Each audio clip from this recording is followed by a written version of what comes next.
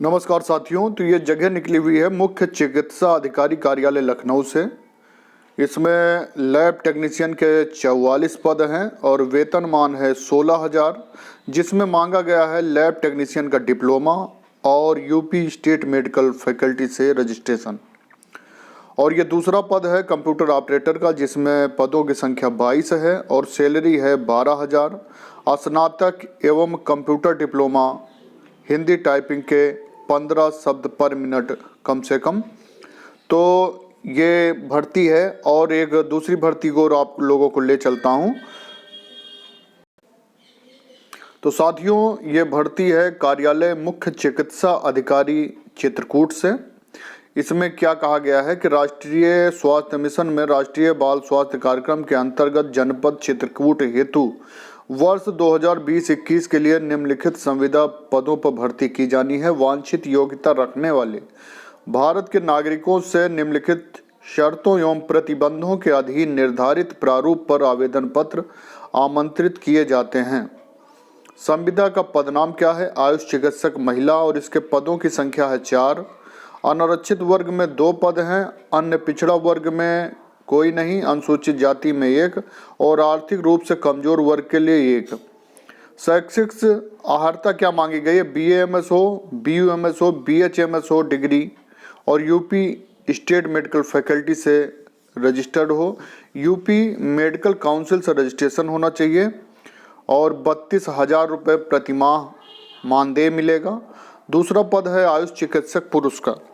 इसमें 1 पद है और वो भी जनरल का है।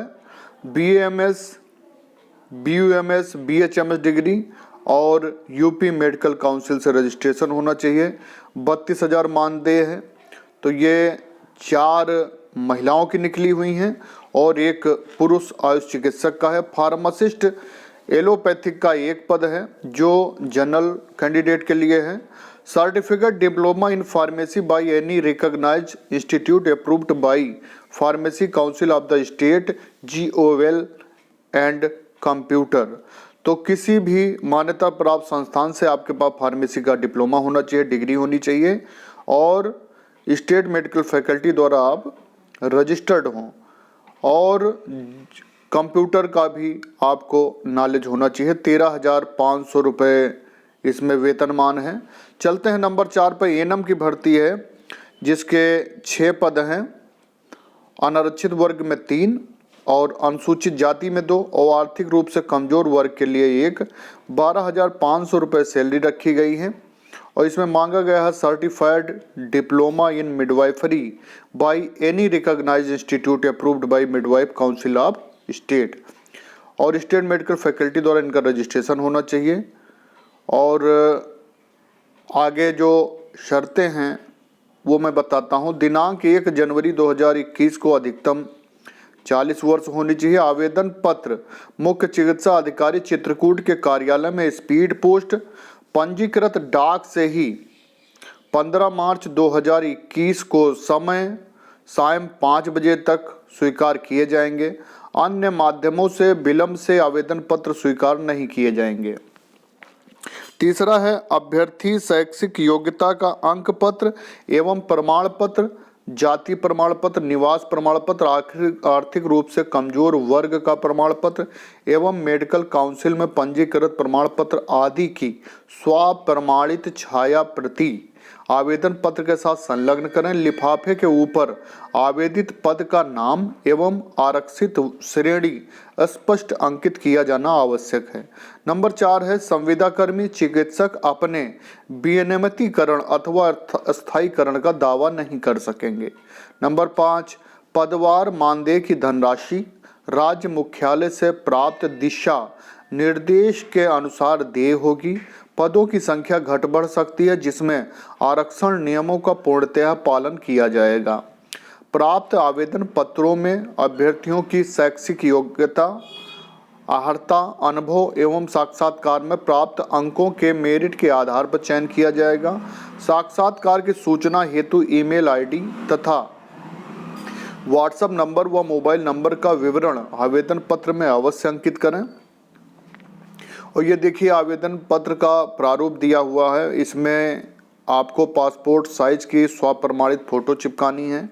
विज्ञापन संख्या, आवेदित पद का नाम, कार्यक्रम का नाम, आवेदक का नाम, पिता पति का नाम, जन्म तिथि हाई स्कूल प्रमाण पत्र में जो लिखी हो, और दिनांक 1/1/2021 को आपकी आयु कितनी है, कितने वर्ष, कितने माह, कितने दिन के हैं आप, जाति में सामान्य के हैं, अनपिछड़ी वर्ग के हैं, अनुसूचित जात, अनुसूचित जनजाति, आर्थिक रूप से कमजोर हैं, वो आप इसमें अंकित करेंगे।